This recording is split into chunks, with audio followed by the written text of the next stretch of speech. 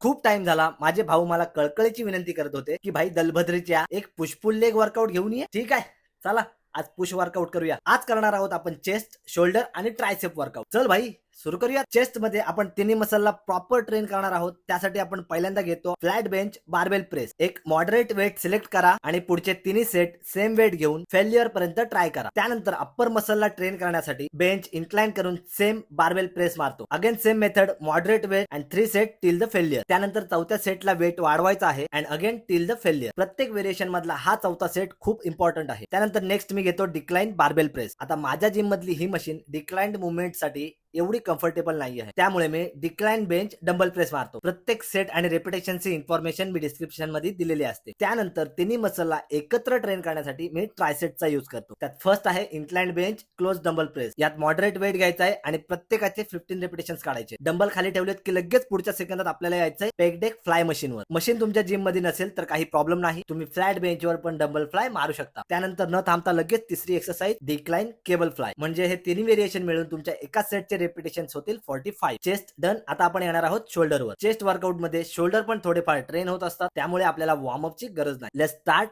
With a working set. यात आपण पहिली एक्सरसाइज करणार आहोत सीटेड आर्नोल्ड प्रेस. हातांची मुवमेंट जेवढी क्लीन आणि स्टेडी असेल तेवढाच इफेक्टिव्ह वर्कआउट होईल. याचे 4 सेट कंप्लीट करून पुढे आपण मारणार आहोत dumbbell lateral raises. Isolate movement create करण्यासाठी ज्याप्रमाणे मी माझी बॉडी बेंचवर रेस्ट केली आहे त्यामुळे माझी बॉडी ऑटोमॅटिकली बॅलन्स होते आहे आणि मला प्रॉपर मसलवर फोकस करता येतो. अगेन मॉडरेट वेट घेऊन क्लीन रेपिटेशन्स मारायचे. मिडल डेल्ट ट्रेन करून आपण येतो फ्रंट डेल्ट वर. त्यासाठी त्याच बेंचला थोडं इन्क्लाइन करून सीटेड ओव्हरहेड डंबल प्रेस मारतो. लक्षात घ्या, ड्युरिंग एक्सरसाइज बॉडीला जेवढं स्टेबल ठेवाल तेवढंच मसल माइंड कनेक्शन बनवणं तुमच्यासाठी इझी होईल. यात आपण रिअर डेल्ट नाही ट्रेन करणार आहोत कारण तो पुल मुवमेंट मध्ये ट्रेन होतो. त्यानंतर last muscle in the push tricep. आता यासाठी आपण फर्स्ट एक्सरसाइज करणार आहोत ट्रायसेप पुश डाऊन. स्ट्रेट बार घ्या, दोन हातांमध्ये नॉर्मल डिस्टन्स ठेवा आणि टिल द फेल्युअर धूर निघेपर्यंत पुश करा. त्यानंतर लास्ट एक्सरसाइज रोप पुश डाऊन. या दोन व्हेरिएशन मध्ये तुमचा पूर्ण ट्रायसेप ट्रेन होऊन जाईल, त्यामुळे खूप सारे व्हेरिएशन मारायची गरज नाही. वर्कआउट संपला. आता जरा पंप चेक करूया. तिन्ही मसल चेक करा, शोल्डर, चेस्ट आणि ट्रायसेप. आपला हा वर्कआउट आणि आपली ही बॉडी